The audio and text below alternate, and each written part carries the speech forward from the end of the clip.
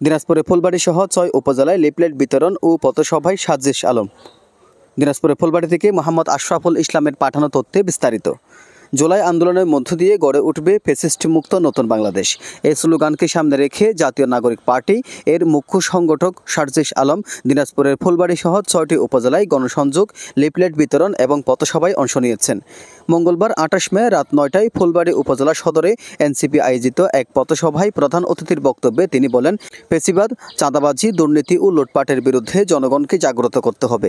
NCP সেই আন্দোলনের প্রস্তুতি নিচ্ছে। নতুন বাংলাদেশে এইসব দুর্নীতিবাজদের আর কোনো ঠাঁই হবে না। তিনি আরও বলেন, দিনাজপুর জেলার ফুলবাড়ী একটি ঐতিহাসিক উপজেলা।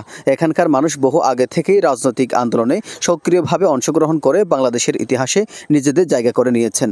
ফুলবাড়ীর খনি আন্দোলনের কথা উল্লেখ করে তিনি বলেন, উন্মুক্ত খনি হলে ভূমিকম্প ও ভূমিধসের মতো ভয়াবহ দুর্যোগের আশঙ্কা থাকে।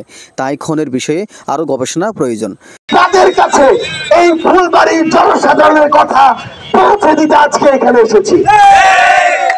আমরা আমাদের জায়গা থেকে আপনাদেরকে স্পষ্ট করে কিছু কথা বলি। এই অভ্যুত্থানে হাজারের অধিক মানুষ জীবন দিয়েছে। এই অভ্যুত্থানে লক্ষাধিক মানুষ রক্তাক্ত হয়েছে। এই অভ্যুত্থান পরবর্তী বাংলাদেশে এনসিপি এর পক্ষ থেকে আগামী দিনে দিনাজপুর জেলার ১৩টি উপজেলাতেই পথসভা ও লিফলেট বিতরণের পরিকল্পনা রয়েছে। এর আগে তিনি সফর করেন ঘোড়াঘাট, হাকিমপুর, বিরামপুর, নবাবগঞ্জ, পার্বতীপুর। প্রতিটি উপজেলায় তিনি স্থানীয় জনগণের সঙ্গে মতবিনিময় করেন এবং এনসিপির নীতি ও উদ্দেশ্য তুলে ধরেন। ফুলবাড়ী পথসভায় উপস্থিত ছিলেন সাজিশ আলম, মুখ্য সংগঠক উত্তরাঞ্চল জাতীয় নাগরিক পার্টি, সরওয়ার তুষার, যুগ্ম আহ্বায়ক আতিক মুজাহিদ, যুগ্ম আহ্বায়ক আলী নাসের খান, যুগ্ম মুখ্য সংগঠক আবু সাইদ লিওন, যুগ্ম মুখ্য সংগঠক সাদিয়া ফারজানা দিনা, যুগ্ম মুখ্য সংগঠক আসাদুল্লাহ আল গালিব, যুগ্ম মুখ্য সংগঠক। স্থানীয় নেতৃবৃন্দের মধ্যে বক্তব্য রাখেন মোহাম্মদ ইমরান চৌধুরী নিশাদ, এনসিপি ফুলবাড়ী প্রতিনিধি। এছাড়া আরও উপস্থিত ছিলেন জাকির আহমেদ, বেলাল হোসেন, বিশাল, শেহাব হোসেন, সাকিব সহ অনেকেই।